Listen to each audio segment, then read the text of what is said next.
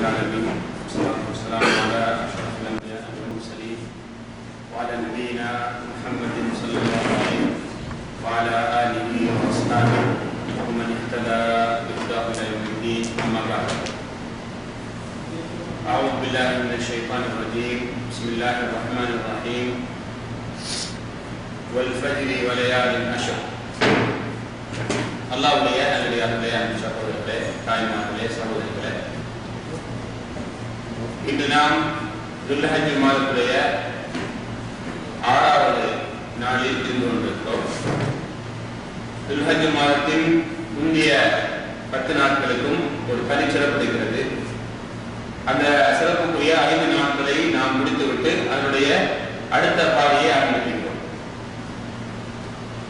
உண்மையிலேயே இந்த நிகழ்ச்சி மக்கள் மத்தியிலே இந்த மாதத்தை பற்றிய இந்த 10 நாட்கள் பற்றிய சிறப்புகள் மட்டுமல்ல, இந்த 10 நாட்களில் நாம் செய்ய வேண்டிய சில சட்டத்திட்டங்கள், இது மக்கள் மத்தியிலே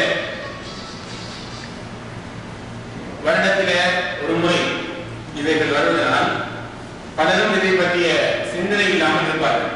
ஒரு நினைவூட்டல் மாற்றமே. முஹர்ரம் மாதத்துடைய ஆஷூரா நோன்பு, அதை பலர் என்ன செய்வார்கள் என்றால், நோன்பு நோக்கிருக்கும் போது அவர்களுக்கு தெரிய வரும், எங்களுக்கு தெரியாது, நோன்பு நோக்க வாய்ப்பில்லை என்று அவர் சொல்லுவார்கள். அதே போல அரபாவுடைய நோன்பை பற்றி கூட நோன்பு நோட்டு கொண்டிருக்கும் போது மற்றவர்கள் தப்பார்கள், இன்றைக்கு என்ன நோன்பு நோட்டிருக்கிறீர்கள், அரபா நோன்பு, அப்படியா, எங்களுக்கு தெரியாதே என்று சொல்வார்கள். இப்படியான ஒரு நிலைப்பாடு சமுதாயத்தில் வரக்கூடாது என்பதற்காக ஒரு நினைவூட்டலுக்கு இந்த நிகழ்ச்சி இன்றைக்கு நாம அவசரமாக ஏற்பாடு செய்தோம். இன்றைக்கு கூட உண்மையிலே ஒரு சகோதரர் வந்து போன் பண்ணி கேட்கிறார், அரபா நோன்பு ஒன்று இருக்கிறதான்னு கேட்டார். இன்றைக்கு என்று கேட்டார், அரபா நோன்பு என்று ஒன்று இருக்கிறதா? நான் ஊருக்கு போன நேரத்திலே என்னிடத்துல இப்படி கேட்டார்கள், அரபா நோன்பு என்று ஒன்று இருக்கிறதா என்ற அந்த சந்தேகத்தை இடத்துல அவர் இன்றைக்கு கேட்டு தெளிவுபட்டார். இப்படியும் மக்கள் இருக்கிறார்கள் என்பதை நான் தெரிந்து கொண்டேன். ஆகவே இந்த ஒரு நினைவூட்டலுக்காக இந்த நிகழ்ச்சி ஏற்பாடு செய்யப்பட்டிருக்கிறது. அதே நேரத்திலே நாம் இப்படிப்பட்ட சிறப்பான நாட்களை உண்மையில் நல்ல வடிவத்திலே, நல்ல முறையிலே பயன்படுத்திக் கொள்ள வேண்டும். ரசூலுல்லாஹி ஸல்லல்லாஹு அலைஹி வஸல்லம் அவர்கள் சொன்னார்கள், ஆமார் உம்மத்தி மாபைன சித்தீன இலா சகலீன். என்னுடைய உம்மத்துடைய கால எல்லை இருக்கிறது, அது 60க்கும் 70க்கும் இடைப்பட்டது. என்னுடைய உம்மத்துடைய கால எல்லை 60க்கும் 70க்கும் இடைப்பட்டது. நூஹ் அலைஹிஸ்ஸலாம் அவருடைய காலத்தை பற்றி அல்லாஹ் சுப்ஹானஹு வ தஆலா கூறுகிறார், அவர்கள் 1050 ஆண்டுகள் குறைய வாழ்ந்தார்கள். 1050 ஆண்டுகள் குறைய, அப்படின்னா 950 ஆண்டுகள் வாழ்ந்திருக்கார்கள் நூஹ் அலைஹிஸ்ஸலாமுடைய சமுதாயம். இப்படி நீளமான காலம் வாழ்ந்த சமுதாயத்திற்கு நமக்கு முன்னாலே வாழ்ந்திருக்கிறார்கள். அப்படி இருந்தும் ரசூலுல்லாஹி ஸல்லல்லாஹு அலைஹி வஸல்லம் அவர்கள் கூறினார்கள், இந்த உம்மத் இவர்கள் தான் முதலில் சொர்க்கம் செல்லக்கூடியவர்கள். அதாவது ரசூலுல்லாஹி ஸல்லல்லாஹு அலைஹி வஸல்லம் உடைய உம்மத் இருக்கிறது, இந்த உம்மத் தான் முதலில் சொர்க்கம் போவாங்க நாளைய மறுமையில். அதே போல சுவர்க்கத்திலே ஒரு பெரும் பகுதியான இடத்தை பிடிக்கக்கூடியவர்களும் முஹம்மது ஸல்லல்லாஹு அலைஹி வஸல்லம் அவருடைய உம்மத் தான். அப்ப குறைந்த காலம் வாழ்ந்து முதலில் சொர்க்கம் போவர்களும் அதிகமாக சொர்க்கம் போகக்கூடிய எண்ணிக்கையுள்ளவர்கள் இந்த உம்மத்தை எல்லாம் இந்த அமைப்பிலே உருவாகும். ஏன்னால் அல்லாஹ் சுப்ஹானஹு வ தஆலா இந்த உம்மத்துக்கு சில குறிப்பிட்ட நாட்களை ஒவ்வொரு வருடத்திலையும் ஏற்பாடு செய்து அதில் செய்யக்கூடிய அமல்களுக்கு அதிக நன்மைகளை வழங்குகிறார். 2 மாதங்களுக்கு முன்னால் நாம் ஒரு மாதத்தை அறிந்திருந்தோம், அதுதான் ரமலானுடைய மாதம். அந்த ரமலானுடைய மாதத்திலே அல்லாஹ் சுப்ஹானஹு வ தஆலா ஒரு நாளை ஏற்பாடு செய்திருக்கிறார், லைலத்துல் கத்ர் என்று சொல்லக்கூடியது. அது 1000 மாதங்களை விட சிறந்தது. கைரும் மின் அல்ஃபி ஷஹர். அந்த ஒரு நாளில் செய்யக்கூடிய வணக்கம் 1000 மாதங்களை விட சிறப்பானது. ஒரு இரவுக்கு 80 ஆண்டுகளை விட அதிகமான காலம் இபாதத் செய்த நன்மை கிடைக்கிறது என்றால், அப்ப அவருடைய வாழ்க்கை முழுக்க அவர் அந்த லைலத்துல் கத்ரை அடைந்திருந்தால் அவர் எத்தனை ஆண்டுகள் இபாதத் செய்ததாக இருப்பார்? அல்லாஹ் ஒரு இரவுக்கு இப்படி நன்மைகள். அதே போல அந்த ரமலானுடைய மாதம் முடிந்து ஷவ்வால், துல்காதா 2 மாதங்கள் முடிவடைந்ததற்கு பிறகு 3வது மாதத்தை அல்லாஹ் தருகிறார். அதான் ஹஜ்ஜுடைய மாதம். இந்த ஹஜ்ஜுடைய மாதத்திலே அல்லாஹ் சுப்ஹானஹு வ தஆலா இந்த முந்திய 10 நாட்களுக்கும் எவ்வளவு சிறப்புகளை வைத்திருக்கிறார் என்பதை பற்றி அல்லாஹ் தஆலா சூரத்துல் ஃபஜ்ரிலே கூறும்போது வல் ஃபஜ்ர், ஃபஜ்ர் நேரத்தின் மீது சத்தியமாக, வலையாலின் அஷ்ர், இன்னும் 10 இரவுகள் மீது சத்தியமாக. இந்த 10 இரவுகள் என்று அல்லாஹ் சத்தியம் எடுத்தானே, இது துல்ஹஜ்ஜுடைய முந்திய 10 இரவுகள். துல்ஹஜ்ஜுடைய முந்திய 10 இரவுகள். அந்த 10 இரவுகளில் தான், அந்த 10 நாட்களில் தான் நாம் இப்போது இருந்து கொண்டிருக்கிறோம். ரசூலுல்லாஹி ஸல்லல்லாஹு அலைஹி வஸல்லம் அவர்கள் இந்த நாட்களை பற்றி சொல்கிறார்கள், அல்லாஹ்விடத்திலே இந்த 10 நாட்களில் செய்யக்கூடிய வணக்கங்களுக்கு ஈடாக வேறு எந்த அமலும் இல்லை. அல்லாஹ்விடத்திலே இந்த 10 நாட்களில் செய்யக்கூடிய வணக்கங்களுக்கு ஈடாக வேறு எந்த அமலும் இல்லை என்று ரசூலுல்லாஹி ஸல்லல்லாஹு அலைஹி வஸல்லம் அவர்கள் கூறிய போது, சஹாபா நபி அவர்களுடைய தோழர்கள் கேட்டார்கள், அல்லாஹ்வுடைய தூதரே, வலல் ஜிஹாது ஃபீ சபீலில்லாஹ், அல்லாஹ்வுடைய பாதையில் ஜிஹாது செய்வதை விடவுமா என்று கேட்டார்கள். அல்லாஹ்வுடைய பாதையில ஒருவர் ஜிஹாது செய்கிறார், அவருக்கு கிடைக்கக்கூடிய நன்மைகளை விடவுமா இந்த 10 நாட்களில் செய்யக்கூடிய அமல்களுக்கு அதிக நன்மை இருக்கிறது என்று கேட்டபோது, ஆம், ரசூலுல்லாஹி ஸல்லல்லாஹு அலைஹி வஸல்லம் சொன்னார்கள், அல்லாஹ்வுடைய பாதையில் ஜிஹாது செய்வதை விடவும் தான், அல்லாஹ்வுடைய பாதையில ஜிஹாது செய்வதை விடவும் தான் இந்த நாட்களில் செய்யக்கூடிய அமல்களுக்கு அதிக நன்மை இருக்கிறது. ஆனால் ஒருவர் தன்னுடைய உயிரையும் பொருளையும் எடுத்துக்கொண்டு ஜிஹாதுக்காக சென்று அந்த பொருளையும் அந்த பொருளில் எரியுமோ உயிரில் எரியுமோ எடுத்துக்கொண்டு திரும்பி வருவதையே அந்த ஒரு முஜாஹிதை தவிர, அந்த ஒரு ஷஹீதை தவிர, அல்லாஹ்வுடைய பாதையில ஜிஹாது செய்து அங்கேயே ஷஹீதாகி விட்டாரே அவரை தவிர மற்ற மனிதர்கள் எந்த அமல்களை செய்தாலும் அந்த 10 நாட்களில் செய்யக்கூடிய அமல்களுக்கு அது ஈடாக அமையாது என்று ரசூலுல்லாஹி ஸல்லல்லாஹு அலைஹி வஸல்லம் சொன்னார்கள். என்றால் இந்த 10 நாட்களுடைய அந்த சிறப்பு எவ்வளவு என்பதை நீங்கள் தெரிந்து கொள்ளுங்கள். அப்படிப்பட்ட நாட்களில் தான் நாம் இருந்து கொண்டிருக்கிறோம்.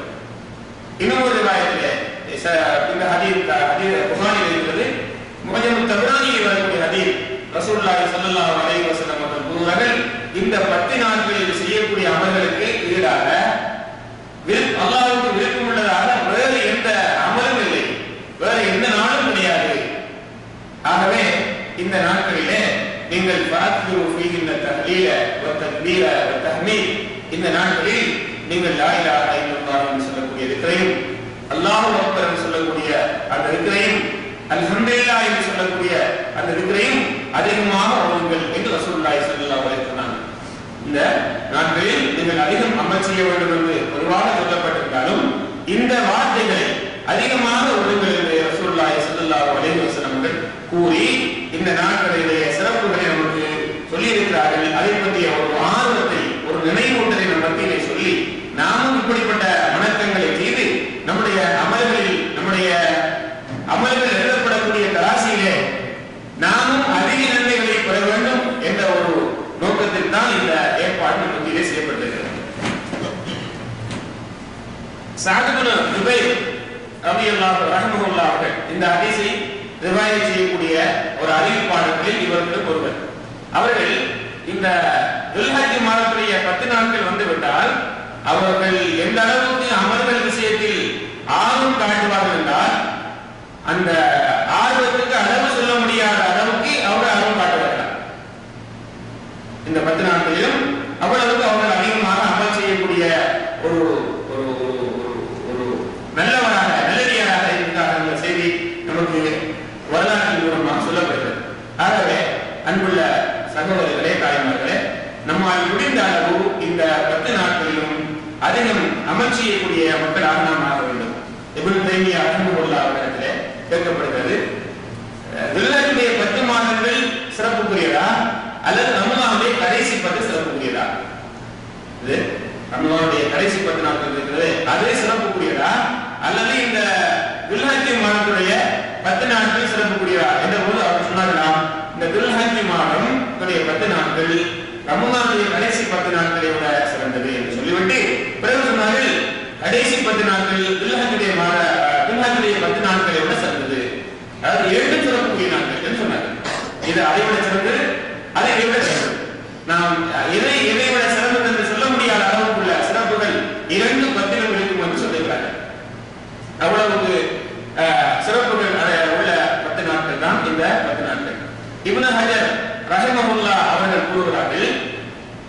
சுப்ஹானஹு வ தஆலா இந்த நாளை ஏன் சிறப்புமிக்கதாக ஆக்கியிருக்கிறார் என்றால் அதற்கான இஸ்லாமுடைய பண்புகள் எல்லாம் இந்த 10 நாட்களில் அமைந்திருக்கிறது. இதிலே தொழுகிறோம், நோன்பு பிடிக்கிறோம், ஹஜ் செய்கிறோம், தர்மமும் கொடுக்கிறோம். அதாவது இந்த 10 நாட்களில் செய்யக்கூடிய அமல்கள் மற்ற 10 நாட்களில் செய்யக்கூடிய அமல்களை விட அதிக சிறப்புள்ளது என்று சொல்லி இந்த 10 நாட்களில் எல்லா அமல்களையும் மக்கள் அதிகமாக செய்வாங்க. அமல்கள் என்று சொல்லும்போது எல்லாம் உண்டு. அமல்கள் என்று சொல்லும்போது எல்லாம் உண்டு. தொழுவாங்க, தர்மம் கொடுப்பாங்க, நோன்பு நோட்பார்கள், அதே போல ஹஜ் செய்கிறார்கள். வேற எந்த மாதத்திலும் இந்த சிறப்பு இருக்காது, ஹஜ் செய்யக்கூடிய சிறப்பு. ஆக இது எல்லா அந்த அமல்களுடன் இதையும் ஒன்று சேர்த்திருக்கக்கூடிய காரணத்தினால் இந்த 10 நாட்களுக்கும் சிறப்பு இருக்கின்றது என்ற ஒரு காரணத்தை அவர் எடுத்திருக்கிறார். என்ன காரணங்கள் சொல்லப்பட்டாலும் குர்ஆனும் ஹதீஸும் இந்த 10 நாட்களை சிறப்பாக கூறியிருக்கக்கூடிய காரணத்தினால் இந்த 10 நாட்களில் நாம் அமல்களை அதிகம் செய்யக்கூடிய மக்களாக ஆக வேண்டும். பொதுவாக அமல்கள் என்று சொல்லும்போது அதில் பல அமல்கள் உள்ளடங்குகின்றது. நாம் வழமையாக தொழக்கூடிய தொழுகையிலே உள்ளடங்குகிறது. ரசூலுல்லாஹி ஸல்லல்லாஹு அலைஹி வஸல்லம் அவர்கள் சொன்னார்கள், சௌபான் ரலியல்லாஹு அன்ஹு அவர்கள் அறிவிக்கிறார்கள், நீங்கள் அல்லாஹ்வுக்காக ஒரு ரக்அத்தை தொழுதால் அல்லாஹ் சுப்ஹானஹு வ தஆலா அதனால் ஒரு அந்தஸ்தை உங்களுக்கு உயர்த்துகிறார், ஒரு பாவத்தை மன்னிக்கிறார். ரபியா இப்னு காப் அல்-அஸ்லமி ரலியல்லாஹு தஆலா அவர்கள் ரசூலுல்லாஹி ஸல்லல்லாஹு அலைஹி வஸல்லம் ஒரு சாஹி, ஒரு ஊழியராக இருந்தார்கள். ரசூலுல்லாஹி ஸல்லல்லாஹு அலைஹி வஸல்லம் அவரிடத்திலே அவர்கள் ஊழியம் செய்து கொண்டிருந்த போது ஒரு நாள் ரசூலுல்லாஹி ஸல்லல்லாஹு அலைஹி வஸல்லம் கேட்கிறாங்க, உங்களுக்கு ஏதாவது தேவை இருந்தா சொல்லுங்கள். அப்ப அந்த சஹாபி ரசூலுல்லாஹி ஸல்லல்லாஹு அலைஹி வஸல்லம் இடத்திலே கேட்கிறாங்க, யா ரசூலுல்லாஹ், எனக்கு சுவர்க்கத்திலே உங்களோட இருக்க வேண்டும். அப்ப திரும்ப கேட்கிறாங்க ரசூலுல்லாஹி ஸல்லல்லாஹு அலைஹி வஸல்லம், வேறு தேவைகள் எதுவும் இல்லையா என்று கேட்டாங்க. வேறு தேவைகள் எதுவும் இல்லையா? அப்ப திரும்ப சஹாபி சொன்னாங்க, எனக்கு அதுதான் தேவையா சொல்லலாம், எது உங்களுடன் நான் சுவர்க்கத்தில் இருக்க வேண்டும். அஸ்அலுக முராஃபகதக ஃபில் ஜன்னah, சுவர்க்கத்திலே நான் உங்களுடன் இருக்க வேண்டும். அப்ப ரசூலுல்லாஹி ஸல்லல்லாஹு அலைஹி வஸல்லம் சொன்னார்கள், நீங்கள் அதிகமாக சுஜூத் செய்யுங்கள். அப்படின்னா அதிகமாக சுன்னத்தான தொழுகைகளை தொழுங்கள், உங்களுக்கு என்னுடன் இருக்கக்கூடிய அந்த வாய்ப்பு கிடைக்கும்.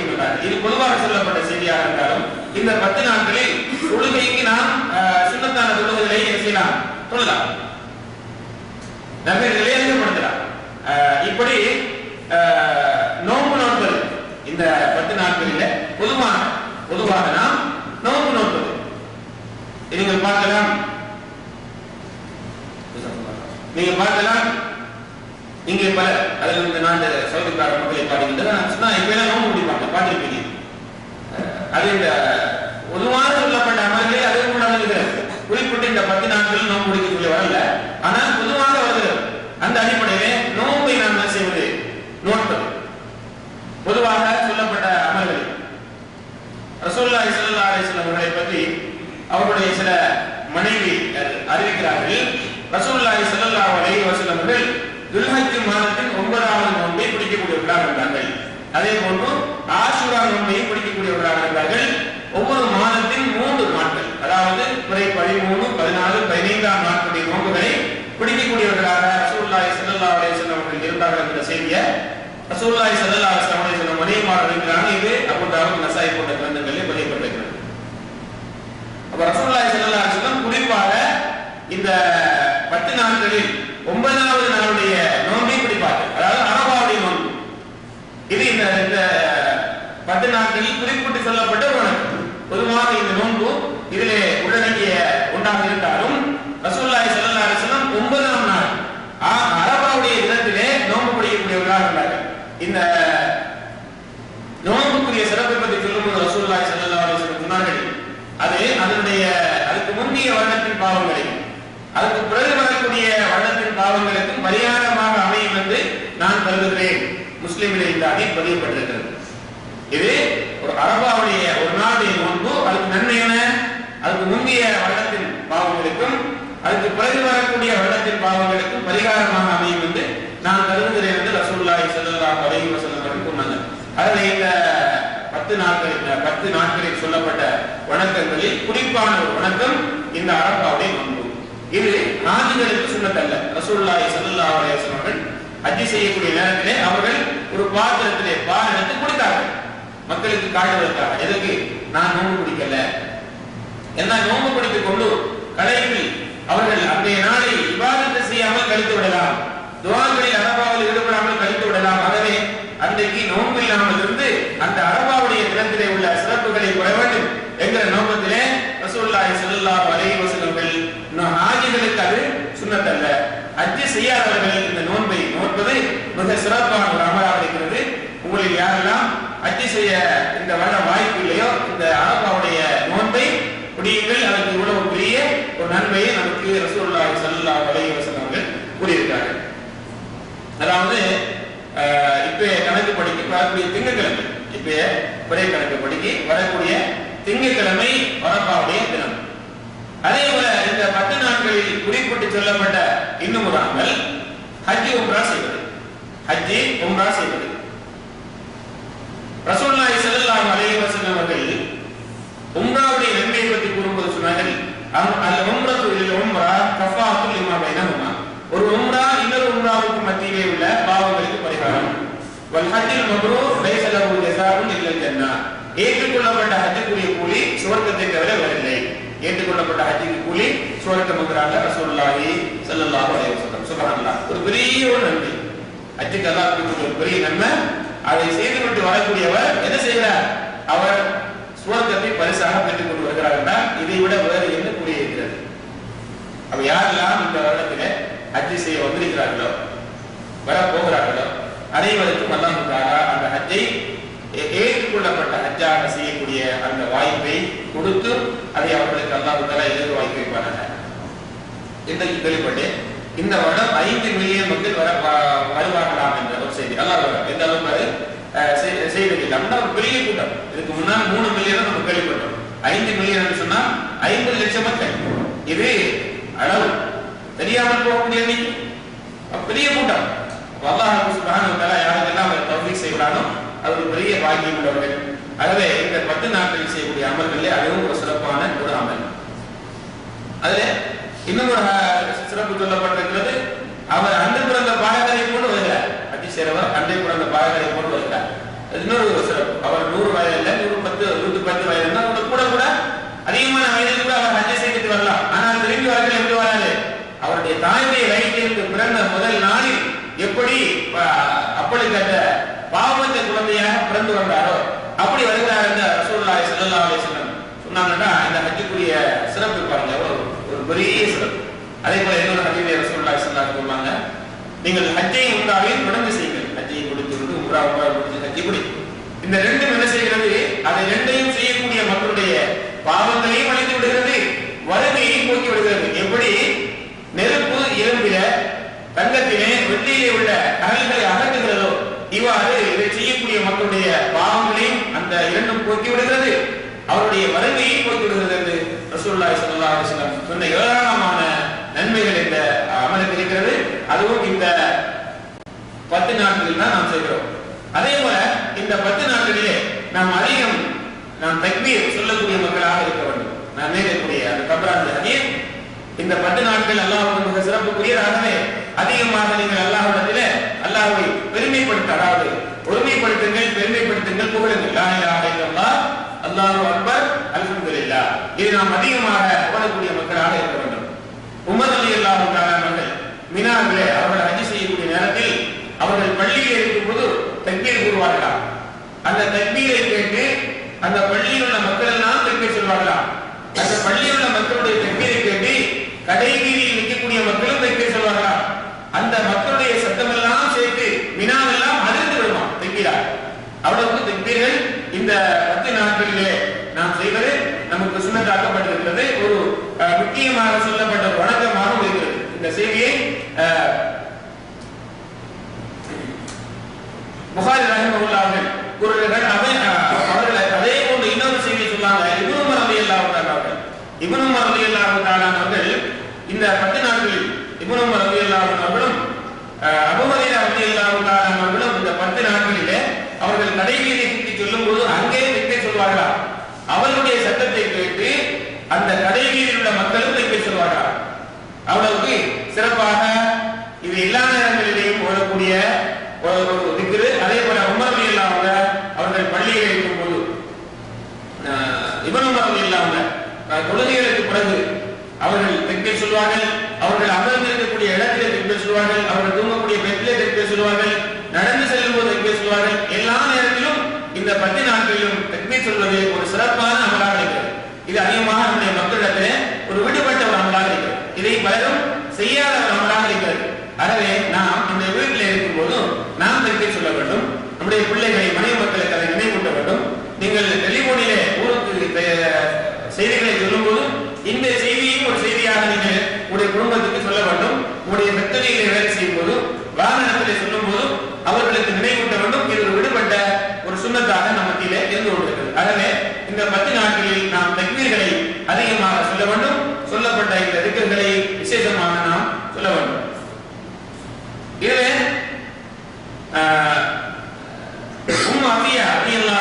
கூறார்கள், ரசூலுல்லாஹி ஸல்லல்லாஹு அலைஹி வஸல்லம் அவர்கள் பெருநாள் தொழுகைக்காக பெண்களையும் வந்து சமூகம் அளிக்க சொன்னார்கள். எந்த அளவுக்கு மாதவிடாய் உள்ள பெண்களும் அதிலே கலந்து கொள்ள வேண்டும் என்று சொன்னார்கள். அவர்கள் தொழுகையை கலந்து கொள்ளாமல் அந்த ஈதுக்கா தொடக்கூடிய அந்த எல்லைக்கு வெளியில் இருக்க வேண்டும். முஸ்லிம்களுடைய துஆக்களிலே அவர்கள் பங்கெடுக்க வேண்டும். அதே போல அவர்கள் அந்த மக்கள் வந்திருக்கக்கூடிய மக்கள் செல்லக்கூடிய தக்பீர்களை அவர்களும் கூற வேண்டும். அப்ப மாதவிடாய் ஏற்பட்ட பெண்கள் அவர்களும் இந்த தக்பீர்களை சொல்ல வேண்டும். அவர்களுக்கு இது சொல்லப்பட்ட ஒரு சுன்னத்தாக இருக்கிறது. அதே போல இந்த 10 நாட்களிலே சொல்லப்பட்ட சிறப்பான அமல்களிலே, குறிப்பான அமல்களிலே இன்னும் ஒன்று என்னவென்றால் உதுஹியா கொடுப்பது. உதுஹியா கொடுப்பது. இந்த உதுஹியாவை ரசூலுல்லாஹி ஸல்லல்லாஹு அலைஹி வஸல்லம் அவர்கள் சொல்லும்போது, இந்த உதுஹியாவுடைய சிறப்பை பற்றி சொல்லும்போது, 10ஆம் நாளிலே நஹருடைய நாள் என்று சொல்லக்கூடிய அந்த 10வது நாளிலே ஒரு ஆதமுடைய மகன் செய்யக்கூடிய அமல்களில் அல்லாஹ்வுக்கு மிக விருப்பமான அமல் இரத்தத்தை ஓட்டுவதாகும். இரத்தத்தை ஓட்டுவதுதான். அதாவது குர்பானி கொடுப்பது.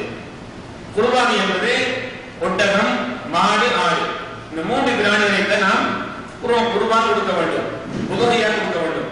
இதுதான் நஹருடைய நாளிலே செய்யக்கூடிய அமல்களில் மிக சிறந்த அமலும் அல்லாஹ்வுக்கு மிக விருப்பமுள்ள அமலுமாம்.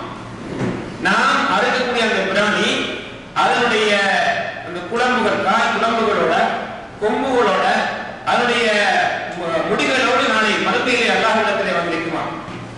அதை அறுக்கக்கூடிய இரத்தம் பூமியிலே விழுவதற்கு முன்னால் அல்லாஹ்விடத்திலே அதை செய்கிறது போய் சேர்ந்து விடுகிறது. ஆகவே நீங்கள் அதை நல்ல மனமான, அதாவது தூய்மையான உள்ளத்தோட அழகான பணத்தை நீங்கள் நிறைவேற்றுங்கள் என்ற கருத்துப்பட ரசூலுல்லாஹி ஸல்லல்லாஹு அலைஹி வஸல்லம் அவர்கள் சொன்னார்கள்.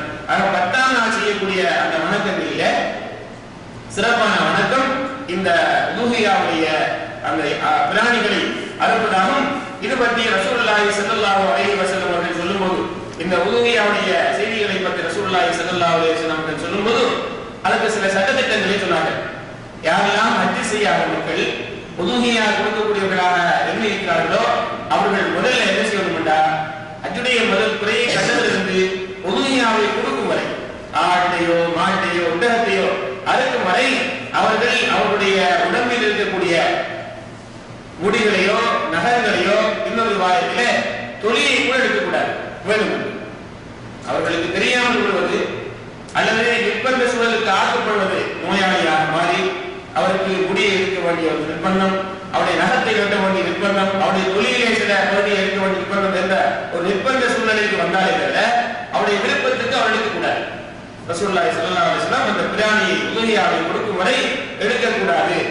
அதே போல இந்த ஹதீஸ் முஸ்லிம் இமாம் அஹ்மதிலே, சஹீஹ் முஸ்லிமிலே பதியப்பட்டிருக்கிறது. அதே போல ரசூலுல்லாஹி ஸல்லல்லாஹு அலைஹி வஸல்லம் அவர்கள் இந்த உதுஹியாவை பற்றி சொல்லும்போது சொல்கிறார்கள், யார் இந்த உதுஹியாவை பெருநாள் தொழுகைக்கு முன்னால் அறுக்கிறார்களோ அதை அவர் சொந்த தேவைக்கு அறுத்ததாக அவர் எடுத்துக் கொள்ளட்டும். அவர் மீண்டும் ஒரு பிராணியை அறுக்கட்டும். யார் தொழுகைக்கு முன்னால் அறுக்கிறாரோ, பெருநாள் தொழுகைக்கு முன்னால அதை அவருடைய சொந்த தேவைக்கு அறுத்ததாக அவர் கருதி கொள்ளட்டும். மீண்டும் ஒரு அந்த பிராணியை தொழுகைக்கு பிறகு அவர் அறுக்கட்டும். அப்படி யார் அறுக்கிறார்கள் தொழுகைக்கு பிறகு அவர்தான் சுன்னாவை நிறைவேற்றி விட்டார். அந்த உதுஹியாவை நிறைவேற்றியவராக ஆகுவார். அவர்தான் முஸ்லிம்களுடைய சுன்னாவை செய்தவராக நிறைவேற்றியவராக ஆகுவார். இதுதான் சுன்னத்தான முறை. அவங்க தொழுகைக்கு பிறகு அறுக்க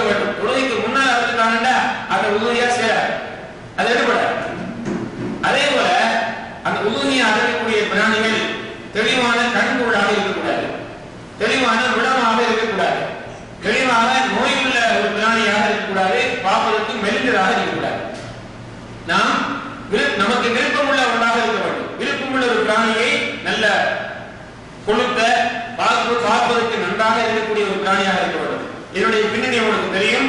ஒரு பெரிய ஒரு தியானம் அங்கே ஏற்பாடு செய்யப்படுகிறது. ஒரு பெரிய தியானம் அல்லாஹ்வுக்கு முன்னால் நிறைவேற்றப்படுகிறது. இப்ராஹிம் அலைஹிஸ்ஸலாம் அவர்கள் கனவு காணுகிறார்கள்.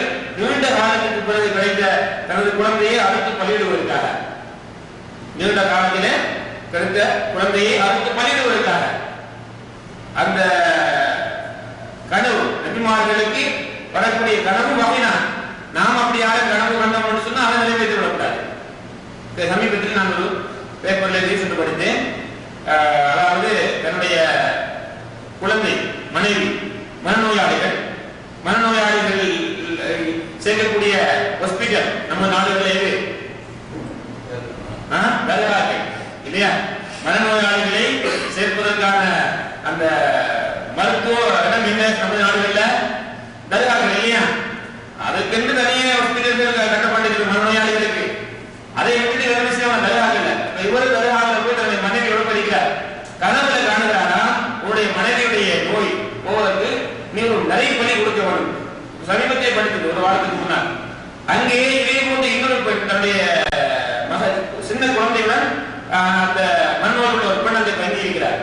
அந்த பிள்ளையை இந்த 2 பேருமாக சேர்ந்து எடுத்துக்கொண்டு போய் ஒரு இடத்தில் நிறைய பலி கொடுத்ததாக நான் பேப்பர்ல படித்தேன். நீங்களும் படித்திருப்பீங்கன்னு நினைக்கிறேன். சுப்ஹானல்லாஹ், எவ்வளவு ஒரு பெரிய ஆச்சரியமாக இருக்கிறது. கனவை பார்த்து அதிலே நிறைய பலி கொடுத்தது. ஆனால் இப்ராஹிம் அலைஹிஸ்ஸலாம் அவர்கள் அவங்க நபி அவர்களுக்கு நபிமாருடைய கனவு வகைதான் அல்லாஹ் தஆலா அந்த வகையை அறிவித்தான். இந்த நீண்ட காலத்துக்கு பிறகு கிடைத்த அந்த மகனை நீங்கள் அறுத்து விடுங்கள். அல்லாஹ்வுடைய கட்டளையை நிறைவேற்றுவதற்காக என்ன செய்றாங்க, எடுத்துட்டு போறாங்க, அறுப்பதற்காக கொண்டு போறாங்க. ஒரு கையில் பிள்ளையும் ஒரு கையிலே கத்தியுமாக. அப்ப அந்த மகனிடத்திலையும் சொல்றாங்க, மகனை இப்படி உங்களை அறுத்து நான் கனவு கண்டேன். அந்த பிள்ளை என்ன சொன்னாங்க, மகன் தந்தையே நீங்கள் தாராளமாக நிறைவேற்றுங்கள், நான் உங்களுக்கு உடமையாக இருப்பேன், என்னை ஒரு பொறுமையுள்ள பிள்ளையாக நீங்கள் பெற்றுக் கொள்வீர்கள். அவ்வாறு 2 பேருமாக சேர்ந்து அந்த குழந்தையின் தந்தையுமாக போறாங்க. இருக்க ஒரு பெரிய ஒரு காட்சியை பார்ப்பதற்கா கண்ட கனவை நிறைவேற்றுவது, அல்லாஹ்வுடைய கட்டளையை நிறைவேற்றுவது ஒரு பெரிய தியாகம். அவர்கள் அந்த மகனை முகம் குப்புற வீழ்த்தி அறுப்பதற்காக முனைகிறார்கள்.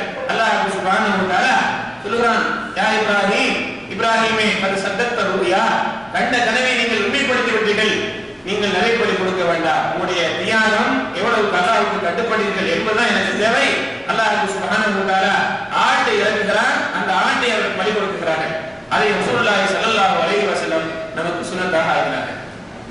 ஹஜ்ஜிலே தவாஃபாக இருக்கட்டும், சாயாக இருக்கட்டும், ஜம்சம் தண்ணீராக இருக்கட்டும், நாங்கள் கல்லறையக்கூடிய இடமாக இருக்கட்டும், நாம் அறுத்து பலியிடக்கூடிய இந்த ஹதியாக இருக்கட்டும், யாருடைய வழிமுறை சுன்னத்து அபீனா இப்ராஹிம் அலைஹிஸ்ஸலாமுடைய ஆதி தந்தை இப்ராஹிம் அலைஹிஸ்ஸலாம் அவர்கள் காட்டி தந்த ஒரு வழிமுறை. அதை ரசூலுல்லாஹி ஸல்லல்லாஹு அலைஹி வஸல்லம் நமக்கு ஒரு சுன்னத்தாக காட்டியிருந்தார்கள். அப்படிப்பட்ட ஒரு அந்த பிராணியை நாம் ஏதோ ஒரு பேருக்காக, ஒரு சரத்துக்காக, ஒரு சின்ன குட்டியை மெலிந்ததாக, விலை குறைந்ததாக நாம் வாங்கக்கூடாது. நல்ல நம்முடைய கண்ணுக்கு கொடுத்ததாக, இருக்கிறதுலே நல்லதாக நம்மால் முடிந்த ஒரு தொகையை கொடுத்து நாம் அதை வாங்கி கொடுக்க வேண்டும். அது இந்த ஒரு சுன்னத்தில் இருந்து வந்த, இப்படிப்பட்ட ஒரு தியாகத்தில் இருந்து வந்த ஒரு வழிமுறை, ஒரு இபாதத்.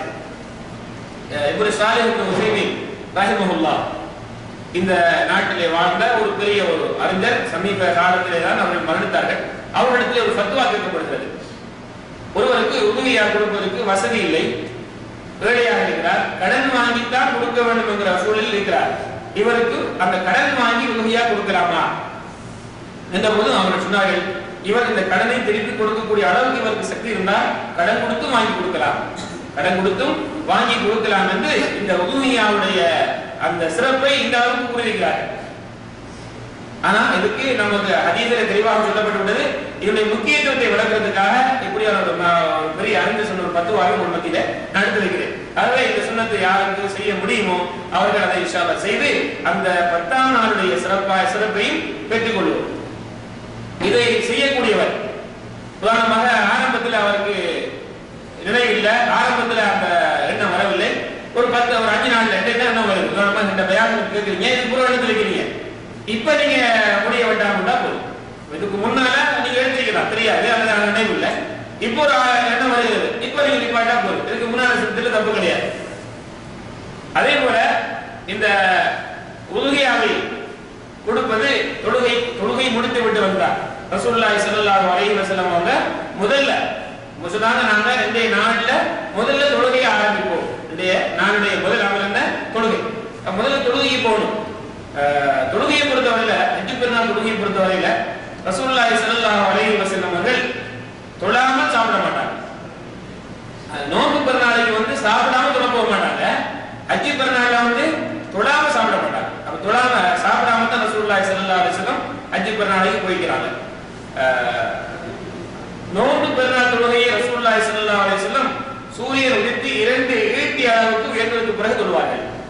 ஹஜ் பெருநாளை ஒரு ஈட்டி வந்ததுக்கு பிறகு. ஏன் இந்த வித்தியாசம் என்றால், நோன்பு பெருநாளைக்கு முன்னால கொஞ்சம் சாப்பிட்டு போக வேண்டிய தேவை இருக்கிறது, அதனால கொஞ்சம் லேட் பண்றாங்க. இதுக்காக அந்த 2 வித்தியாசத்துக்கும் அறிஞர்கள் சொல்லக்கூடிய அந்த விளக்கம். ஹஜ் பெருநாளைக்கு தொழுகைக்கு பிறகுதான் வேலை இருக்கிறது. ஆகவே அதுக்கப்புறம் தொழுகைக்கு முன்னால் நான் உண்டு விட்டு போக வேண்டிய எதுவும் இல்லை. அதனால சாப்பிடாம போவாங்க. அந்த நேரத்தை என்ன செய்வாங்க, ரசூலுல்லாஹ் குறைத்திருக்கிறாங்க. ஒரு ஈட்டி அளவுக்கு சூரியன் உயர்ந்ததுக்கு பிறகு அவங்க தொழுது உதுஹியா கொடுத்திருக்கிறார்கள். ரசூலுல்லாஹி ஸல்லல்லாஹு அலைஹி வஸல்லம் 2 ஆடுகளை உதுஹியா கொடுத்தார்கள். பிஸ்மில்லாஹி வல்லாஹு அக்பர் என்று சொல்லி அவர்கள் அறுத்தார்கள். முதலாவது ஆடு சொன்னாங்க, ஆதா மின்னி ஆதா அன்னி, இது எனக்குரியது. அதே போல அம்மல் நம் யுலஹி மின் உம்மதி, என்ன உம்மத்தில யாரெல்லாம் உதுஹியா கொடுக்கவில்லையோ அவர்களுக்கு 2வது ஆடு என்று சொல்லி கொடுத்தாங்க. இந்த ஹதீஸ் அபூ தாவூத் திருமதியிலே பதியப்பட்டிருக்கிறது. ஆக நாம் கொடுக்கக்கூடிய ஆட்டை நமது கையினால் அறுப்பது சிறந்தது. அப்படி முடியாது, சிலர் பயந்த சுபாவம் உள்ளவர்களாக இருப்பார்கள், அவர்கள் என்னிடத்திலே ஒப்படைக்கலாம். அதை கொடுத்துட்டு அவங்க அருங்க எனக்காக நடந்து சொல்லலாம், இவருடைய பேர்ல அந்த உதுஹியா கொடுக்கலாம்.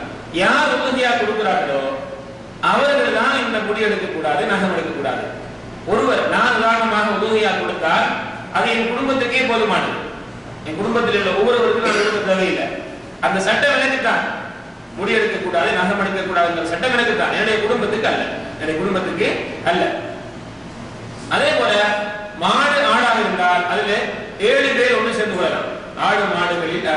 மாடு ஒட்டகத்திலே, மாட்டிலேயும் ஒட்டகத்திலேயும் 7 பேர், அப்ப 7 குடும்பம் அதிலே சேர்ந்து கொள்ளலாம். நான் ஒருவராக அதில் சேர்ந்து கொள்ளலாம், ஒரு பங்காளி. இப்படி 7 பேர் மாட்டை என்ன பங்காளிகளாக சேர்ந்து அந்த பணத்தை சேர்த்து ஒரு மாட்டை கொடுத்தால் இந்த 7 பேருக்கு அது போதுமாகும்.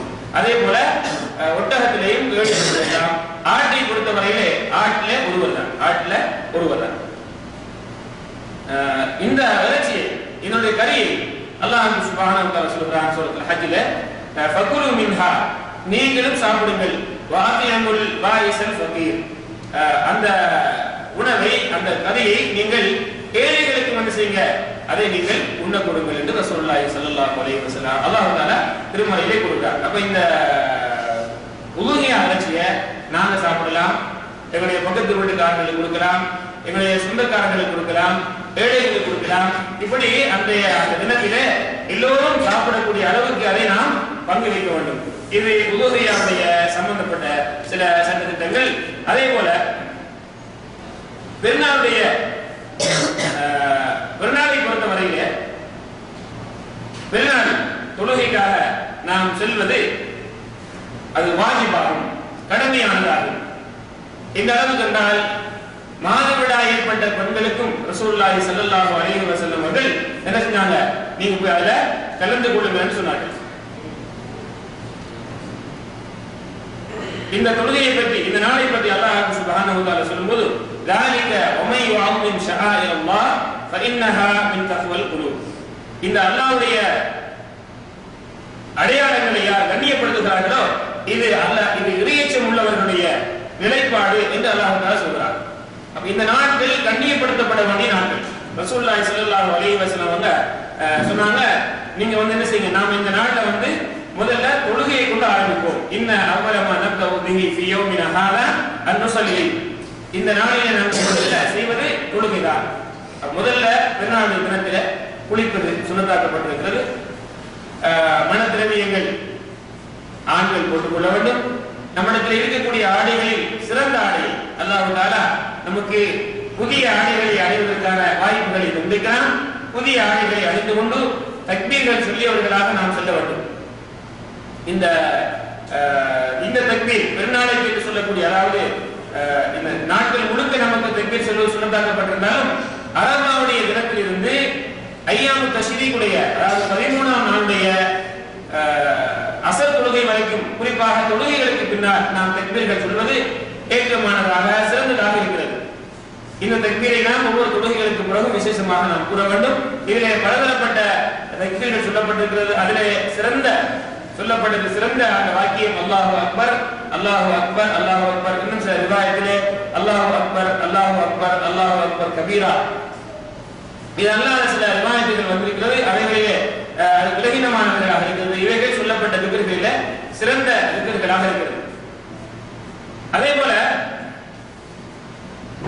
நாம் தொழுகைக்கு செல்லக்கூடிய நேரத்திலே பெண்களும், அதாவது குளிப்பு கடமையான பெண்களையும் ரசூலுல்லாஹி ஸல்லல்லாஹு அலைஹி வஸல்லம் அவர்கள் போக்கினார்கள்.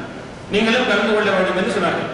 ஆனால் சொல்லக்கூடிய அந்த இடத்திலே அவர்கள் இருக்காமல் அந்த தொழுகையுடைய எல்லைக்கு வெளியிலே அவர்கள் தங்கி இருக்க வேண்டும். முஸ்லிம்களுடைய அந்த நல்ல அமர்களிலும் அவர்களும் பங்கெடுக்க வேண்டும் என்று ரசூலுல்லாஹி ஸல்லல்லாஹு அலைஹி வஸல்லம் அவங்க சொன்னாங்க. அதே நேரத்திலே ஒரு செய்தியை சொன்னார்கள். நீங்கள் போகும்போது எப்படி போக வேண்டும் என்ற செய்தியை சொல்லும்போது அங்கிருந்து சில பெண்கள் கேட்கிறாங்க, யார் சொல்லலாம், எங்கள ஒவ்வொருவருக்கும் ஜில்பாபிலேயே போட்டுக்கொண்டு செல்வதற்கு அந்த தொழுகைக்கு என்ற போது நீங்கள் இன்னொருவருடைய, உங்களுடைய சகோதரி, உங்களுடைய இன்னொருவரிடத்தில் இருக்கக்கூடிய ஜில்பாபை நீங்கள் வாங்கி போட்டுக்கொண்டு செல்லுங்கள் என்று சொன்னாங்க ரசூலுல்லாஹி ஸல்லல்லாஹு அலைஹி வஸல்லம். இதுல பெண்களுக்கு ஒரு முக்கியமான செய்தி இருக்கிறது. அதாவது தொழுகைக்கு போக வேண்டும் என்று சொல்லப்பட்ட அதே செய்தியிலே நீங்கள் இஸ்லாமிய ஆடை அணிந்து கொண்டு போக வேண்டும் என்ற செய்தியும் அங்கே சொல்லப்பட்டிருக்கிறது. பெருநாளுடைய தினத்திலே நாம் அழகிய துணிகளை, அழகிய ஆடைகளை வாங்கி அணிந்திருப்போம், நம்முடைய ஆபரணங்களை அணிந்திருப்போம். பிறருக்கு இதை காட்ட வேண்டும் என்பதற்காகவே தன்னுடைய ஆடைகளையும் ஆபரணங்களையும் இன்னும் ஒரு படி உயர்ந்து மனத்திரவியங்களையும் பூசிக்கொண்டு செல்வார்கள். இவைகள் தவிர்க்கப்பட வேண்டிய விஷயம். இவைகள் தவிர்க்கப்பட வேண்டும். ரசூலுல்லாஹி ஸல்லல்லாஹு அலைஹி வஸல்லம் சொன்னார்கள், எந்த ஒரு பெண்ணாவது ஆண்கள் நுகரக்கூடிய அளவு மனத்திரவியங்களை போட்டுக்கொண்டு சென்றால் அந்த பெண் இப்படிப்பட்டவள் என்று தவறான நடத்தை உள்ள ஒரு பெண் என்பதை போன்ற ஒரு வாசகத்தை ஸல்லல்லாஹு அலைஹி வஸல்லம் சொன்னாங்க. ஏன் தெரியுமா? அதனால் பல ஆடவர்கள் ஈர்க்கப்படுகிறார்கள். பல ஆடவர்களுடைய உள்ளங்களிலே தவறான எண்ணம் ஏற்பட வாய்ப்பு இருக்கிறது. இந்த கருத்தில் ரசூலுல்லாஹி ஸல்லல்லாஹு அலைஹி வஸல்லம் பெண்கள் வெளியிலே செல்லும் போது மனத்திரவியங்களை பூசிக்கொண்டு இன்னொரு ஆடவர் நுகரக்கூடிய அளவுக்கு போகக்கூடாது. இன்னொரு ஹதீஸிலே வருகிறது, ரசூலுல்லாஹி ஸல்லல்லாஹு அலைஹி வஸல்லம் சொன்னார்கள், நீங்க இஷா தொழுகைக்கு மனத்திரவியங்களை பூசிக்கிட்டு என்னுடைய பள்ளிக்கு மஸ்ஜித் நபவிக்கு தொழ வந்தீங்கன்னா பரதான தொழுகையை, பரதான குளிப்பது போல நீங்க என்ன செய்யணும், குளித்துக்கிட்டு அந்த மனத்தை எல்லாம் போக்கினதுக்கு பிறகுதான் திரும்ப வரணும். போறதுக்கு நீங்க வரக்கூடாது. எதுக்கு ரசூலுல்லாஹி ஸல்லல்லாஹு அலைஹி வஸல்லம் அவங்க இஷா தொழுகை சொல்லாங்க தெரியுமா? அது இருட்டான நேரம், இருள் நிறைந்த நேரம். அந்த நேரத்தில் ஒரு பெண் தொழணுங்கிற நோக்கத்துல மனத்திரவியத்தை பூசிக்கிட்டு அந்த மனத்தால பலர் கவரப்பட்டு இந்த பெண்ணுக்கு ஏதாவது பெண்ணுடைய கற்புக்கு ஏதாவது ஆபத்து வந்து விட்டால் என்ன நிலை? அப்ப தொழுகைக்கு பள்ளிக்கு வர வேண்டும் என்று குளிக்க சேர்த்து பூசிக்கிட்டு போனால்தான் ஏற்படும். அதனால அப்படி ஒரு தவறு ஏற்படக்கூடிய சூழ்நிலைக்கு நீங்க உங்களை ஆக்கிக் கொள்ளக்கூடாது என்ற அடிப்படையில் தான் இந்த செய்தி சொல்லப்பட்டிருக்கிறது. அதனால ஒரு பெண் மனப்படக்கூடாது, தன்னுடைய உடம்பிலே ஆபரணங்கள் அணியக்கூடாது, அடங்கிய உடைகள் அணியக்கூடாது என்ற அர்த்தம் அல்ல. உங்களுடைய மகரமுக்கு முன்னாலே, கணவருக்கு முன்னால், தந்தைக்கு முன்னால், மகனுக்கு முன்னால், சகோதரனுக்கு முன்னால் நீங்கள் என்ன செய்யலாம், உங்களை நீங்கள் என்ன அழகுபடுத்திக் கொள்ளலாம். அதுக்கு உங்களுக்கு அனுமதிக்கப்பட்ட அந்த முறைகளிலே. அப்படி இல்லாம வெளியில செல்லும் போது அவருக்கு என்ன தேவை இருக்கிறது, இன்னொரு ஆணிடத்திலே உன்னுடைய அழகை காட்டுவதற்கு. அதனால் நீ உன்னுடைய பெற்றுக்கு ஒரு நாளைக்கு ஆபத்து இருக்கிறது என்கிற செய்தியை ரசூலுல்லாஹி ஸல்லல்லாஹு அலைஹி வஸல்லம் முன்கூட்டியே வருமுன் தடுப்பவராக என்கிற அந்த அடிப்படையில இந்த செய்தியை ரசூலுல்லாஹி ஸல்லல்லாஹு அலைஹி வஸல்லம் சொல்லியிருக்கிறாங்க. இதை கவனத்திலே கொண்டு நீங்கள் தொழுவதற்கான திடலுக்கு சென்றாலும் சரி, பிறரை சந்திப்பதற்காக சென்றாலும் சரி, பொது இடங்களிலே சில கண்காட்சிகளுக்கு ஆகமாக்கப்பட்ட இடங்களுக்கு சென்றாலும் இஸ்லாமிய உடை அணிந்து செல்ல வேண்டும். அந்த சாமி கேட்கிறாங்க, எங்களுடைய ஜில்பாப் இல்லாம எப்படி ரசூலுல்லாஹ் போறது, இன்னொரு வாங்கிட்டு போங்க. ரசூலுல்லாஹ் போயிடுவாங்க, போகும்போதும் இஸ்லாமிய உடை அணிந்து கொண்டு போக வேண்டும். ஆக இதை கவனத்தில் நாம் கொண்டு நம்முடைய ஆடைகள் இஸ்லாமிய ஆடையாக இருக்க வேண்டும். நாம் அணியக்கூடிய அந்த பர்தாக்கள் இஸ்லாமிய அமைப்பிலே உள்ள பர்தாவாக இருக்கும். ஜில்பாப் என்ன ஜில்பாபுங்கிற அந்த வாசகத்துக்கு அறிஞர்கள் முஃபஸ்ஸிரீன்கள் வழக்கத்துள்ளாங்க. தலையிலிருந்து உடலையே மூடக்கூடிய அளவுக்குள்ள ஒரு விசாலமான துணி, இதுக்கு பேர் தான் ஜில்பாப். அல்லாஹ் சொல்றான், நபியே உங்களுடைய மனைவிமார்களுக்கும் உங்களுடைய பெண் மக்களுக்கும் மூமின்களுடைய பெண்களுக்கு சொல்லுங்கள், ஐயுத்னீன அலைஹின்ன, அவருடைய உடம்பை மூடிக்கொள்ளட்டும் ஜில்பாபை கொண்டு. யா அய்யுஹன் நபிய குல்லி அஸ்வாஜிக வ மனாதிக வ நிசாஇல் முஃமினீன ஐயுத்னீன அலைஹின்ன மின் ஜலாபிபிஹின்ன. உங்களுடைய மனைவிமார்களுக்கும் உங்களுடைய பெண் மக்களுக்கும் முஸ்லிம்களுடைய பெண்களுக்கும் மூமின்களுடைய பெண்களுக்கு நீங்கள் நபியை சொல்லுங்கள், என்னது அவர்களுடைய உடலை ஜில்பாபுகளை கொண்டு மூடிக்கொள்ள. ஆக அந்த உடலை மூடிக்கொண்டு பெண்கள் சொல்ல வேண்டும். இதுதான் இஸ்லாம் சொல்லக்கூடிய சட்டம். அது எல்லா காலத்திலும் தான், பெருநாளுடைய தினத்திலும் தான், பெருநாளுடைய தினத்தில் என்பதை நீங்கள் கவனத்தில் கொள்ள வேண்டும். அதே போல இந்த பெருநாளுடைய தினத்திலே குத்பா இமாம்கள் ஓதுவார்கள். தொழுகை முடித்ததுக்கு பிறகு அதை நாம் கலந்து கொள்ள வேண்டும். ஆனால் கலந்து கொள்வது ஒரு விரும்பத்தக்க செயல், அவசியம் இல்லை. ரசூலுல்லாஹி ஸல்லல்லாஹு அலைஹி வஸல்லம் வந்து சொல்லுவாங்க, நாங்க இப்ப குத்பாவோட போறோம், உங்களுடைய விரும்பியவங்க இருக்கலாம், விரும்பியாக்கள் இருக்கலாம், விருப்பத்துக்கு சொன்னாங்க. ஆகவே நாம் அதை விரும்பி இருந்து அந்த நல்ல செய்திகளை கேட்டுக்கொண்டு செல்ல வேண்டும். பெருநாளைய தினத்திலே நாம் ஒருவரை ஒருவர் வாழ்த்துக்கள் சொல்வதற்கு நமக்கு அனுமதி இருக்கிறது. அது சில முன் சென்ற நல்லடியார்களுடைய அந்த நடைமுறையில் இருந்து சில வார்த்தைகள் என்றா, தகப்பலல்லாஹு மின்னா வ மின்கும், எங்களுடைய உங்களுடைய அமல்களை அல்லாஹ் தஆலா ஏற்றுக்கொள்வானாக என்கிற வாசகங்களை சொல்லி அவங்க என்ன செஞ்சுக்கிறாங்க, பெருநாளுடைய வாழ்த்துக்கள் கூறியிருக்கிறார்கள். அல்லாஹ் தஆலா எங்களுடைய உங்களுடைய அமல்களை ஏற்றுக்கொள்வானாக. அதே போல பெருநாளுடைய தினத்திலே நாம் நண்பர்களுடன் குடும்பத்துடன் சேர்ந்து உண்ணுவது, அவர்களை சந்திப்பது, குறிப்பாக நாம் யாரெல்லாம் மன கசப்புகளுடன் இருந்து கொண்டிருக்கிறோமோ, எங்களுக்கு மத்தியிலே உறவுகள் முறிந்திருக்கிறதோ அவர்களை பற்றி அவர்களை சந்திப்பது மிக நல்லது. இது ஒரு சந்தோஷமான நாள். ரசூலுல்லாஹி ஸல்லல்லாஹு அலைஹி வஸல்லம் ஐயாம் அக்லில் மஷூர், சாப்பிடக்கூடிய குடிக்கக்கூடிய சாப்பிட்டு குடித்து மகிழக்கூடிய நாள். இந்த நாட்களிலே பெருநாளுடைய தினத்திலே நோன்பு நோன்பது ஹராமாக்கப்பட்டிருக்கிறது. இந்த 10 நாட்கள் நோன்பு நோக்கலாம்னு சொன்னோம். 9 நாள் வரைக்கும் தான் நோன்பு முடியலாம். 10ஆம் நாள் நோன்பு பிடிக்கூடாது. இந்த 10 சிறப்புக்குரிய நாட்கள் அது அடங்கினாலும் அன்னைக்கு நோன்பு பிடிக்கக்கூடாது. அன்னைக்கு நோன்பு பிடிக்கிறதுக்கு தடுக்கப்பட்டிருக்கிறது. சாப்பிட்டு குடித்து நாம் உடுத்து மகிழக்கூடிய நாள்.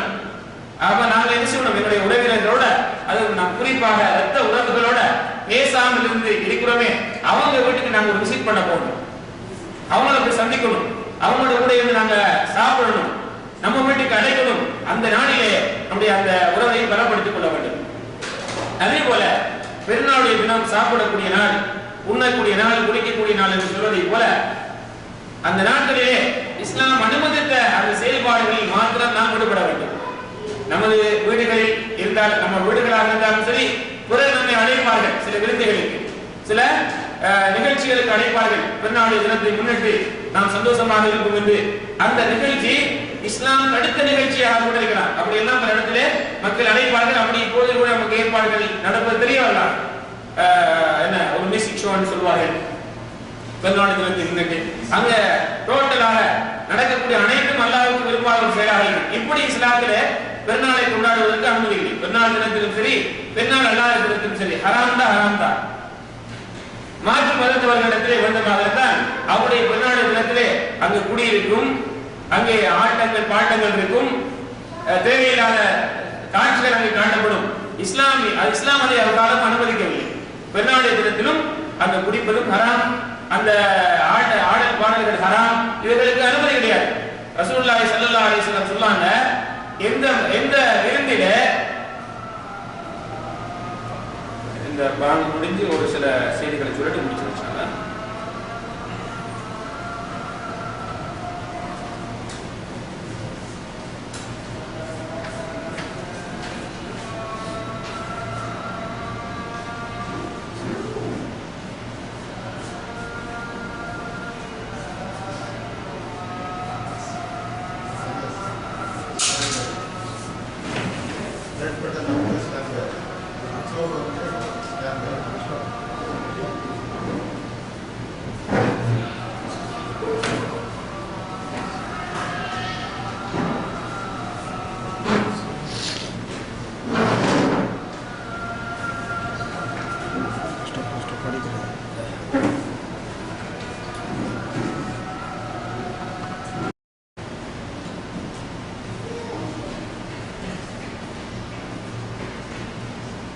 ஆக அன்புள்ள சகோதரர்களே, இந்த பெருநாளுடைய தினத்தை நாம் இப்படியெல்லாம் சந்தோஷமாக கழிப்பதற்கு இஸ்லாம் அனுமதித்திருக்கிறது என்கிற அதே நேரத்தில் இஸ்லாமத்தில் தடுக்கப்பட்ட அனைத்தையும் நாம் பெருநாளுடைய தினத்திலையும் தவிர்த்துக் கொள்ள வேண்டும்.